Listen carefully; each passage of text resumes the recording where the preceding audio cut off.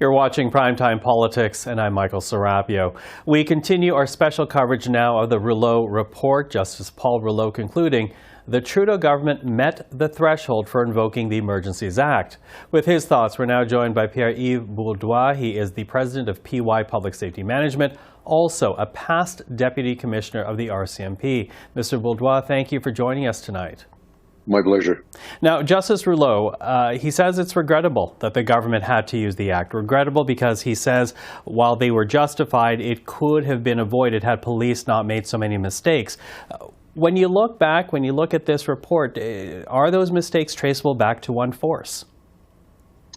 Well, the report overall covered a lot of angles and policing failures, big and small, like the commissioner indicated, were quite obvious, and the report actually, in its 56 recommendations, a fair majority of them deal with police action and ways to rectify the mistakes that were made in relation to this particular occupation in order to avoid a repeat of similar situation nationwide. So overall, I was quite impressed with the breadth of these recommendations and some specificity within these recommendations in relation to intelligence and a police deployment on similar types of circumstances. Well, it's funny you mentioned intelligence because I did want to pick up on that point.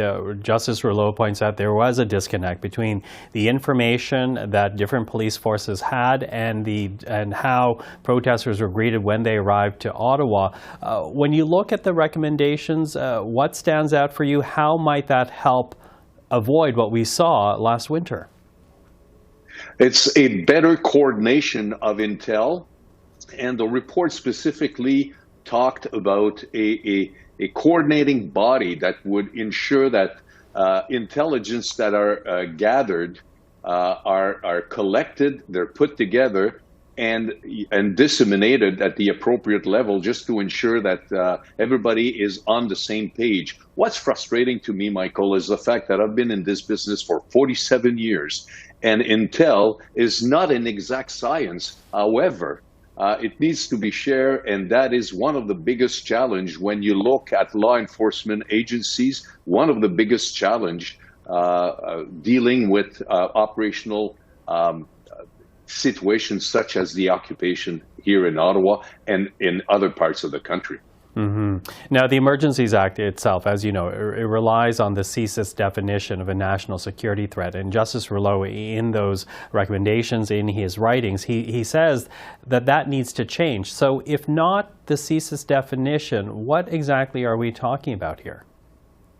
Well, he's talking about the broad definition of CSIS, whereas and David Vigneault, the director of CSIS, in his testimony in front of the commission, clearly indicated that he was not in agreement when with the invocation of the Emergencies Act, reason being that it connected this particular act with the CSIS Act, and the CSIS Act is quite specific with regards to what constitutes an emergency, and it didn't align with the situation that prevailed in downtown Ottawa, hence the reason why he was not in agreement. The judge actually looked at the CSIS Act and indicated in his report that there needs to be a disconnect between the CSIS Act that deals specifically with national security threat writ large and specific situation that, like in this particular instance, the judge talked about a lawful protest that turned into lawlessness. And that is where the judge indicated that there should be a disconnect between the two, just to ensure that the Emergencies Act apply to various situations and not solely national security issues, such as the one highlighted in the CSIS Act. Mm-hmm. Now, Rouleau also talks about identifying trade and rail lines, infrastructure and such, that essentially needs to always be secure and protected. What's your reaction to that recommendation?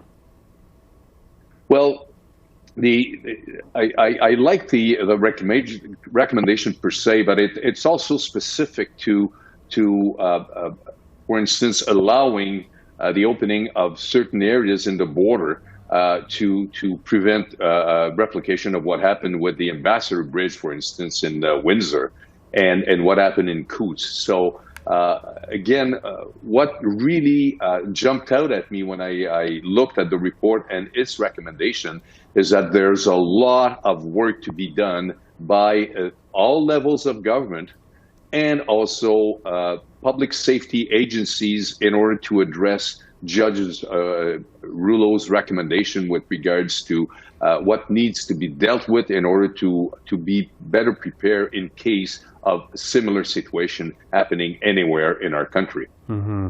Now, of course, these are recommendations. There is no obligation that they're actually followed through with. But from the police forces, from public safety forces across this country, from that perspective, how open do you think they'll be to these recommendations? How might they move forward with these recommendations? Great question, Michael, because one of the recommendations talks about the need, for instance, the RCMP to coordinate these types of responses nationwide, because, of course, the RCMP is a national police force. However, we all know that police jurisdictions, there needs to be a lot of dialogue between the RCMP and the different jurisdictions because they have different protocol to address these types of situations. So to find common ground is going to be an uphill battle for the RCMP and other law enforcement agencies. But the work needs to happen sooner than later because I suspect that these types of events will unfortunately repeat itself in the not so distant future. Pierre-Yves Bourduas, thank you for this. Really appreciate the insight. Always my pleasure, Michael. Take care. You too.